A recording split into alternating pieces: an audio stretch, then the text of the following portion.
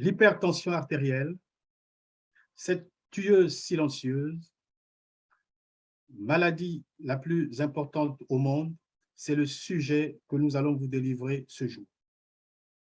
Nous allons voir sa prévalence, sa définition, ses causes, ses signes, ses complications et la prise en charge non médicale.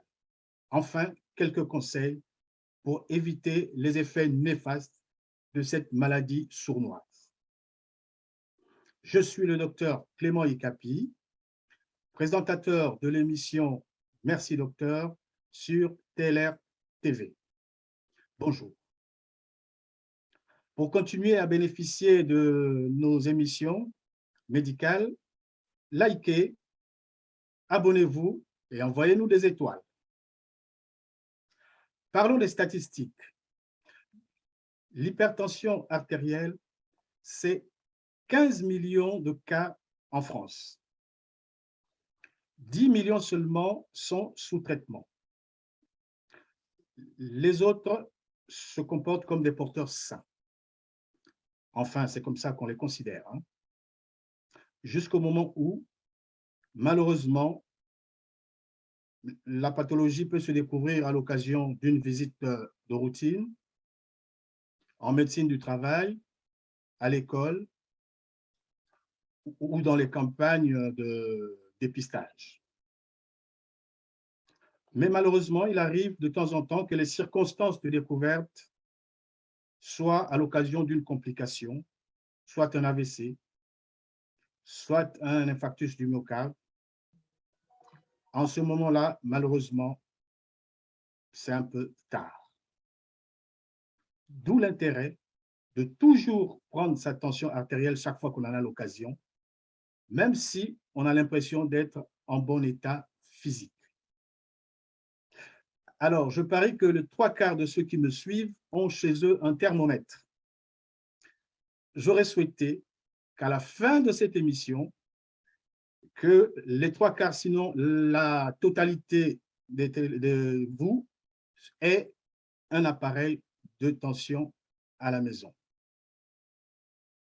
Car n'oubliez pas, je vous l'ai dit en introduction, que c'est un tueur silencieux.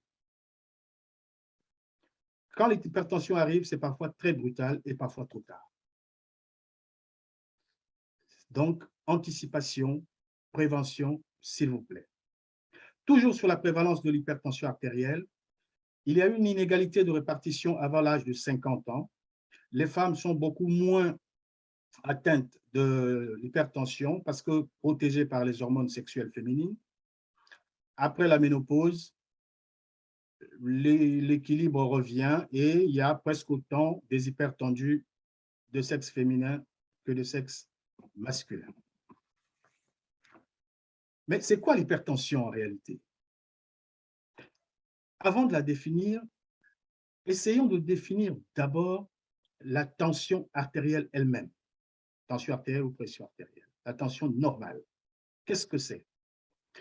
Oublions un moment l'hypertension artérielle, qui est pathologique, et concentrons-nous sur la notion de tension artérielle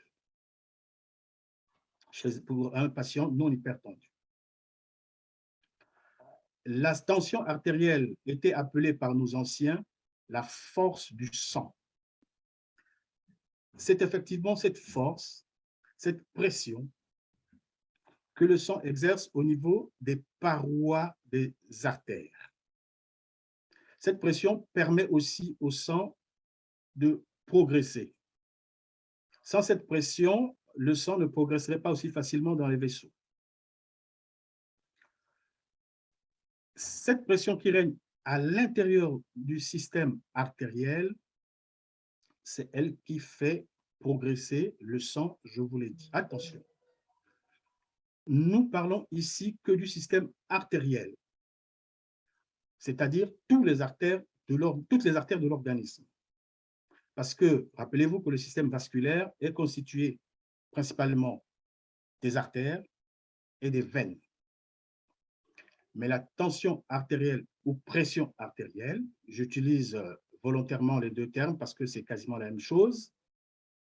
La tension artérielle ou pression artérielle c'est celle qui existe à l'intérieur des artères. Et c'est ce que nous allons voir ici. Pas au niveau de veine. Pour mémoire, rappelez-vous que les artères sont les vaisseaux qui acheminent le sang du cœur vers les tissus.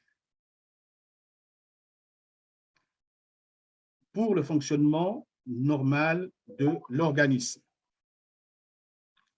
Et les veines récupèrent le sang vicié, pauvre en oxygène, des tissus jusqu'au cœur, en passant par le poumon pour l'enrichir en oxygène. Et ainsi, le cycle repart. Et c'est comme ça toute la vie. Ces mêmes artères ont une structure assez particulière, une constitution assez particulière qui leur permet de s'adapter aux différents changements de pression à l'intérieur de l'artère même. Ils ont des structures musculaires, donc élastiques, qui leur permettent de s'étendre et de se contracter en fonction des circonstances extérieures, pathologiques ou environnementales ou autres. Nous allons voir plus tard quel est l'intérêt de la plasticité de ces artères. Mais pour bien comprendre cette position de pression artérielle, imaginons un tuyau connecté à un robinet. Plus on ouvre le robinet à fond, plus il y a une pression à l'intérieur du tuyau. Et évidemment, l'inverse, quand on baisse le jet dans le robinet, la pression baisse. De la même façon, quand on pince le tuyau, la pression à l'intérieur du tuyau s'élève. Et quand on lâche, effectivement, la pression aussi, la pression aussi à ce niveau-là baisse. La pression finit par baisser. Mais au niveau du cœur, les choses ne se passent pas exactement comme ça. Imaginons le robinet, c'est donc le cœur. C'est une pompe. Le cœur, lui, il envoie le sang par à-coups.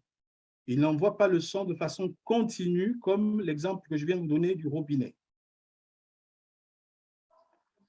Le sang vient de façon discontinue. Et donc, les pressions changent. Quand il se contracte et il se relâche. Il se contracte, il se relâche. C'est pendant les contractions qu'il éjecte le sang à l'intérieur du système artériel. C'est ce qu'on appelle la systole cardiaque.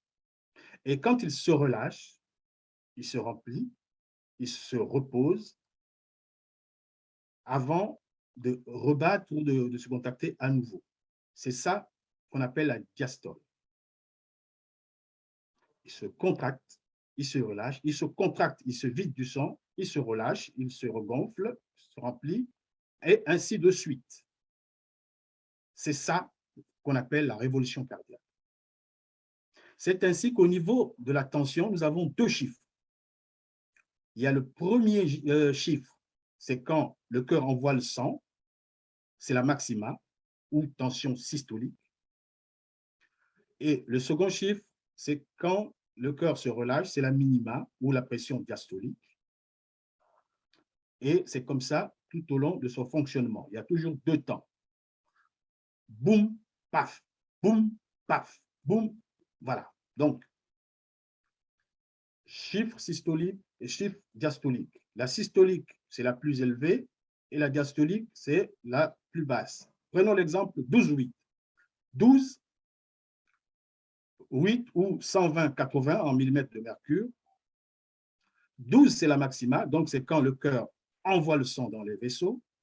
Et 8, c'est la minima, quand le cœur se repose, la tension à l'intérieur du système artériel baisse. C'est la tension diastolique. Pendant que le cœur se contracte, les artères, elles aussi, se contractent parce que le cœur est comme le chef d'orchestre. Et quand les artères se contractent, c'est ce qu'on appelle le pouls que nous prenons habituellement ici. Quand vous voyez les médecins, c'est en fait indirectement les battements du cœur que nous comptons. Les artères ayant une certaine plasticité, quand le cœur bat, les artères, elles aussi, se gonflent. Et quand le cœur se repose, les artères se vident. Et ainsi de suite. En passant, je vous signale qu'un cœur bat à peu près 100 000 fois dans la journée. Ça veut dire qu'au cours d'une année, nous avons près de 36 et 37 millions de battements. En faisant un bon calcul, vous verrez, pour un sujet qui vit jusqu'à 80 ans, son cœur aura battu, contracté ou pulsé, au moins 3 milliards de fois. Et les artères, malgré leur plasticité, ils suivent le cœur, mais à un moment donné, finissent par se fatiguer et se durcir. C'est pour ça que de temps en temps, on dit qu'on a l'âge de ces artères. Maintenant que nous avons vu ce que c'est que la notion de tension artérielle, qui est cette pression qui règne à l'intérieur du système artériel pendant la révolution cardiaque, c'est-à-dire pendant la systole et la diastole, on peut donc aisément définir l'hypertension artérielle qui, elle, est pathologique. C'est donc une élévation, une augmentation chronique de cette pression à l'intérieur du système artériel.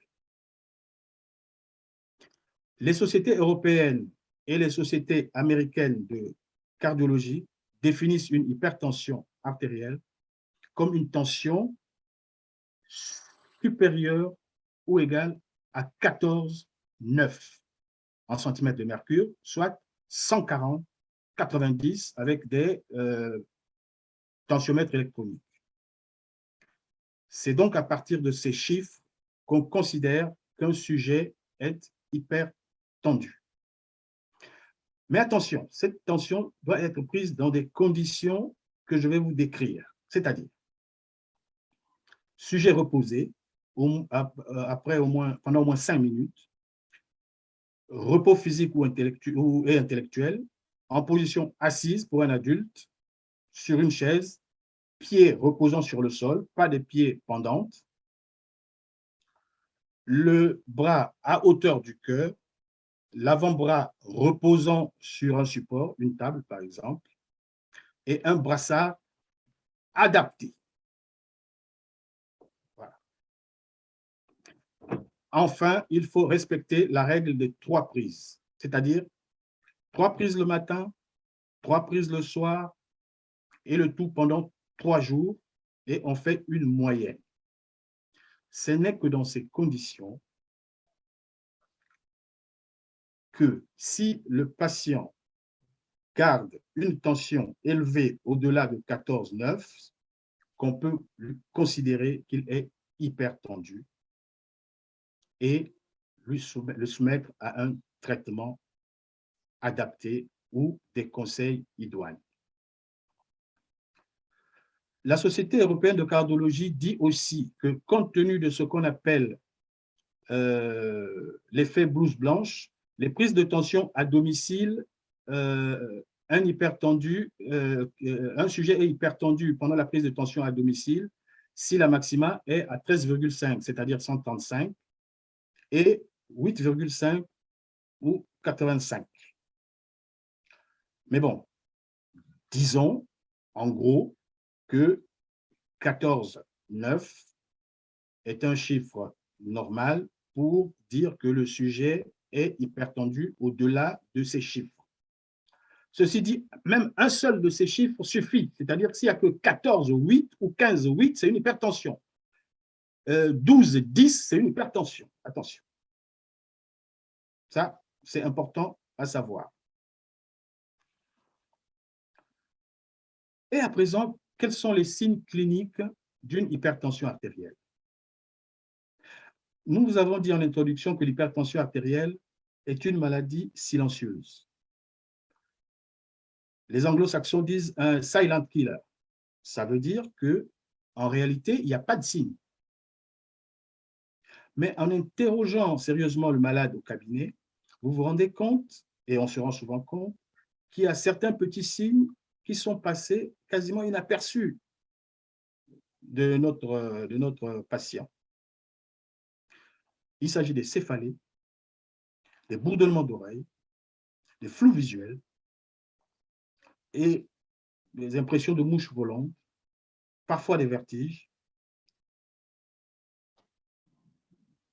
parfois des énervements non justifiés aussi, et des palpitations aux petits efforts. Devant ces petits signes, si vous les ressentez, consultez ou prendre régulièrement sa tension et voir ce qui se passe pour se rassurer. Quelles sont les causes de l'hypertension artérielle? En réalité, il n'y en a pas. Mais l'hypertension est considérée elle-même comme un facteur de risque. En médecine, on dit que l'hypertension est une maladie essentielle. Essentielle, terme essentiel en médecine veut dire qu'on ne sait pas grand-chose sur la pathologie. Mais bon, je le dis pas très haut parce que les médecins sont censés tout savoir. Mais là, nous ne savons pas exactement les vraies causes de l'hypertension artérielle. Mais on a des facteurs de risque. On peut donc citer ces facteurs de risque. Nous avons l'âge supérieur à 55 ans, la prise de poids, l'obésité, surtout l'obésité abdominale, au niveau de la ceinture abdominale. Il y a des causes génétiques, des causes familiales, surtout chez les enfants qui ont eu des parents qui ont eu des hypertensions jeunes. L'alimentation riche en sel, une vie stressante, c'est aussi une cause d'hypertension artérielle. Il existe aussi quelques hypertensions dites secondaires, c'est-à-dire qui sont causées par une autre pathologie. Les maladies de la surrénale, les maladies du rein. La surrénale, c'est une glande, une petite glande qui se trouve au-dessus du rein. Et l'hyperthyroïdie, c'est-à-dire quand la thyroïde fonctionne en hyperactivité. Pour ces hypertensions secondaires, le traitement de la maladie causale normalise la tension artérielle. Quelles sont les complications? Ben, écoute, les complications ou conséquences sont dues à des hypertensions souvent négligées ou maltraitées. L'hypertension artérielle cible en priorité le cerveau, le cœur, le rein, les vaisseaux et les yeux. En réalité, c'est quasiment tout l'organisme. Les conséquences peuvent être très graves. J'ai dit tout à l'heure que l'hypertension artérielle, c'est un facteur de risque des maladies cardiaques. Alors, les organes, je les ai cités. Le cerveau, c'est l'AVC, l'accident vasculaire cérébral. C'est la complication la plus fréquemment observée. Mais ça, c'est souvent chez les patients non soignés. Mais avant de faire un AVC pour hypertension, il faut au moins une dizaine d'années. Il faut donc vous rassurer, pour ceux qui ont peur, ce n'est pas pour vous faire peur, mais il faut quand même une dizaine d'années pour que l'hypertension artérielle que vous portez se complique d'un AVC. Il n'y a donc aucune raison de s'inquiéter du risque d'accident vasculaire cérébral aussitôt après une hypertension. Deuxième complication, c'est cardiologique. La majorité des hypertendus sont des hypertendus âgés, avec le cœur fatigué, 70-80 ans, et la crainte, c'est maladie cardiaque. Souvent, c'est l'insuffisance cardiaque. Mais pour l'insuffisance cardiaque, les cardiologues le soignent très bien. Il n'y a pas de souci à se faire. Le traitement est bien coagulé, est bien, les cardiologues le savent très bien comment ça se passe. Donc, ne vous inquiétez pas. Les autres complications, c'est le rein, surtout chez les diabétiques. Diabète et hypertension, grands fossoyeurs des maladies cardiovasculaires. On peut arriver jusqu'aux transplantations. Enfin, il y a des artériopathies, donc atteintes des vaisseaux, des maladies des vaisseaux. Je vous ai dit que l'artère peut se fatiguer de temps en temps à cause de ses mouvements malgré sa plasticité. Et les yeux, c'est donc des rétinopathies qui peuvent aller jusqu'à la cécité. Alors, maintenant que nous avons vu les conséquences de l'hypertension artérielle, quelle est la prise en charge? Je ne parlerai pas du traitement médical, mais je parlerai plutôt des mesures à prendre. Ces mesures intéressent aussi bien sujets hypertendus confirmés, diagnostiqués, que les sujets non diagnostiqués. Quand on est hypertendu, on n'a pas le droit d'être fumeur. Tabac et hypertension, c'est une association de malfaiteurs. Multiplie quasiment par 4 le tabac, le risque d'infarctus. Le premier conseil qu'on donne à un hypertendu ou à quelqu'un qui ne souhaite pas l'avoir, arrêtez de fumer. Deuxièmement, c'est l'obésité. Je dis tout à l'heure, il s'agit de l'obésité au niveau de la ceinture abdominale. Si vous êtes hypertendu et que vous perdez 10 kilos, le traitement va être plus facile. Troisièmement, c'est la sédentarité. Il ne s'agit pas de faire du sport, mais de l'activité physique. Tous les jours ou tous les 12 jours, même la marche suffit. Les risques d'être hypertendu sont abaissés et pour l'hypertendu, le traitement est plus facile. Enfin, il y a l'alimentation et l'alcool. Si vous n'êtes pas alcoolique, ce n'est pas la peine de commencer à prendre de l'alcool. Si vous êtes alcoolique, il faut baisser considérablement la consommation d'alcool. Ça, c'est très important. Enfin, l'alimentation, c'est une alimentation fruits et légumes et une alimentation riche en potassium.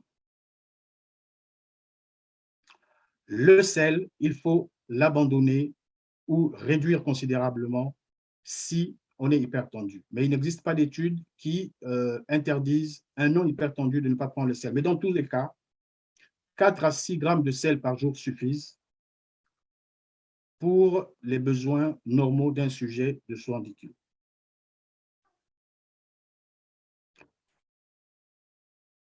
En résumé, nous allons dire ceci. Le sel, on baisse la consommation. L'alcool, on baisse. Le tabac, on arrête. Alimentation riche en fruits et légumes, surtout des fruits ayant beaucoup de potassium. Diminution du poids, donc régime, et activité physique. En conclusion, qu'est-ce que nous allons retenir?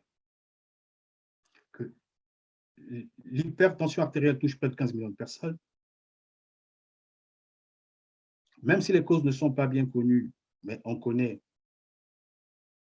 quelques facteurs de risque qu'on a cités, l'obésité, l'alcool, la sédentarité, la mauvaise alimentation et l'hérédité. L'hypertension, un sujet considéré comme hypertendu, s'il a plus de 14,9 de tension. Ce chiffre, je l'ai dit tout à l'heure, qu'il y ait un seul chiffre qui soit au-dessus suffit pour définir l'hypertension. L'hypertension artérielle est définie par des pressions à l'intérieur du système artériel. La plupart des hypertendus ne le savent pas. C'est une maladie qui évolue sournoisement. C'est le facteur de risque cardiovasculaire le plus fréquent. Les maladies cardiovasculaires représentent la première cause de mortalité en Europe. C'est un facteur de risque très important. Elle est à l'origine de la formation des plaques d'athérome, de la rigidité des vaisseaux, des artères, et enfin, l'excès de mauvais cholestérol s'accroche au niveau des parois et peuvent de temps en temps se détacher pour aller boucher des artères. Ce sont des complications importantes comme des infarctus et des AVC. 40% des hypertendus font des apnées du sommeil. Comme conseil, réduction du sel, une alimentation diminuée en sel diminue aussi le facteur de risque. Les besoins quotidiens, nous l'avons dit, moins de 5 grammes par jour. Diminution de la consommation d'alcool entraîne diminution de la tension artérielle et augmente l'espérance de vie.